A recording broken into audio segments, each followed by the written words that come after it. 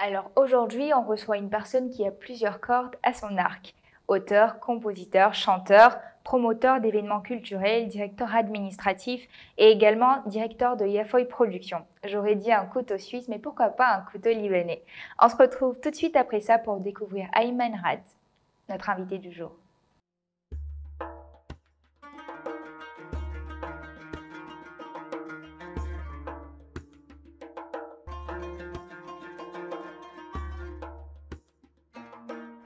Bonjour Ayman, j'espère que tu vas bien. Bonjour Laïla. C'est un plaisir de te recevoir sur le plateau de Sawa. J'espère que tu t'y sens à l'aise. Oh, je suis très à l'aise. Super. Merci beaucoup de me Donc la recevoir. première question, c'est une question genre curiosité de moi et des internautes. Ça veut dire quoi tes prénoms, enfin ton nom et ton prénom, Ayman Rad? Eh bien, Ayman a deux significations. Je sais que mes parents me disaient que ça voulait dire bras droit Ok. et aussi le béni. Ça, c'est le D'accord. prénom. Et le nom de famille, Rad, veut dire en arabe Rad, qui veut dire tonnerre. C'est ça la bonne prononciation. Rad, ça. en arabe, oui. Et je pense que ces significations-là, enfin ces prénoms-là, ont un impact sur ta vie ou pas du tout? Ah oui, je pense Tu y beaucoup. crois? Oui, oui, à fond. Tu es né en Côte d'Ivoire, comme ta maman d'ailleurs qui est née à Gagnoa. À Gagnoa, C'est bien ça. Est-ce c'est que ça. tu peux nous raconter un peu comment est-ce qu'ils sont arrivés en Côte d'Ivoire? Eh bien, ce sont mes grands-parents Mhm. qui ont quitté le Liban dans les années 50 et qui sont quand même. arrivés en Côte d'Ivoire et directement à Gagnoa. Et mon grand-père, du côté maternel, était commerçant. Et voilà, il a créé à Gagnoa avec ma grand-mère un commerce. Et c'est comme ça que ça tout a démarré et ma mère est née à Gagnoa. Quel est l'endroit que tu trouves le plus beau au Liban? Je ne suis pas allé beaucoup de fois au Liban. Je suis allé, on va dire, 4 fois maximum. Ok. Une fois quand j'étais trop petit Mhm. pour rencontrer bien sûr mes grands-parents du côté paternel. Et donc je ne me rappelle pas trop, mais c'était au village à Bedneyil, qui se trouve vers Baalbek, dans la région de Baalbek. Et ma mère est du sud de Nabatillé. Ok. Donc moi, quand je suis allé en vacances pour découvrir dans les années 2000, je crois que c'était dans environ 2002, donc on a loué un véhicule et puis j'ai fait un peu le tour du Liban. Donc du sud jusqu'au nord, vraiment une région magnifique. Le Liban est magnifique, des montagnes où on peut skier, à la mer où on peut aller nager. L'endroit que je me rappelle qui m'a beaucoup marqué, c'était Byblos, la ville de Byblos, qui est une des villes les plus anciennes du monde. Ça donne envie. Hein. C'est vraiment un ça pays à donne découvrir. envie. Alors, malheureusement, le Liban traverse une mauvaise passe actuellement avec Effectivement. les explosions, les guerres, bref, avec tout ça et les inflations. Est-ce que tu te sens concerné par la situation en tant que Libanais ou pas vraiment parce que on va dire que tu n'as pas vraiment de lien très très fort avec ce pays-là?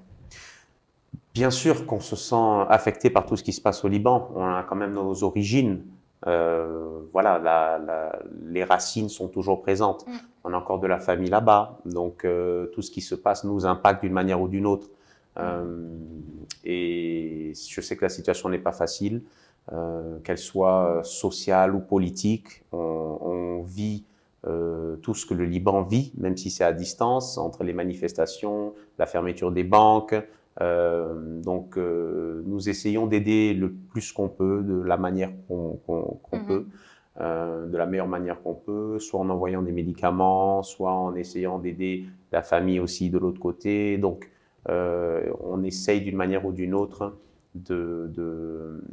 d'apporter notre soutien. Okay. Et j'ai d'ailleurs un morceau que j'ai écrit qui s'appelle Ya Beyrouth, qui sortira dans le prochain album.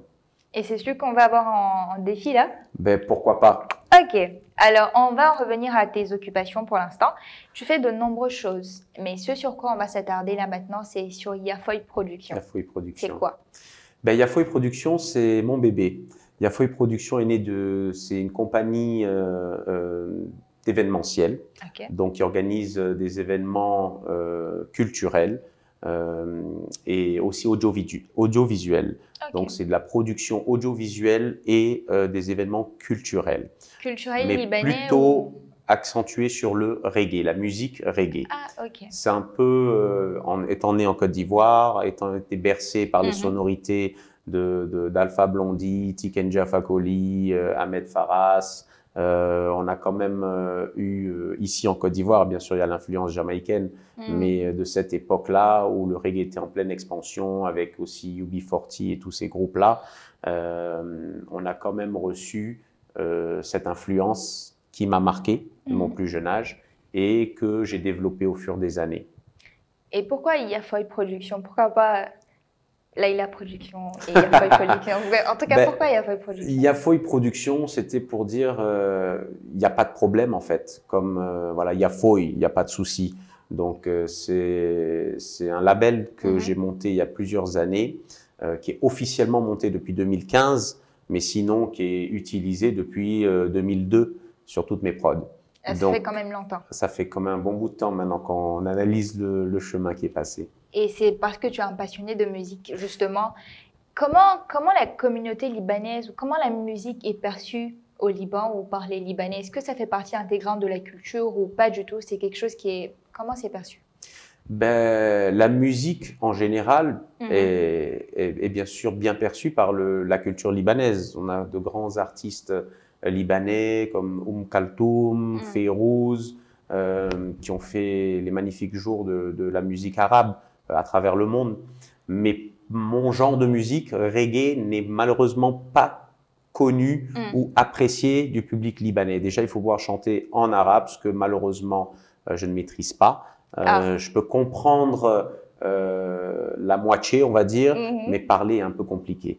Donc, malheureusement, j'ai cet handicap, mais je sais que cette musique-là commence à être appréciée par les jeunes générations qui commencent à l'écouter au Liban. Parce qu'il y a quelques groupes de reggae qui sont mis en place, c'est ça. Donc, je le disais à l'entame, tu es à la tête de Yafoy Production, tu es directeur administratif, tu es auteur, tu es compositeur.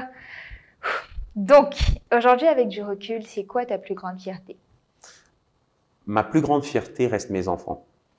Ok. Voilà. J'ai 3 enfants. C'est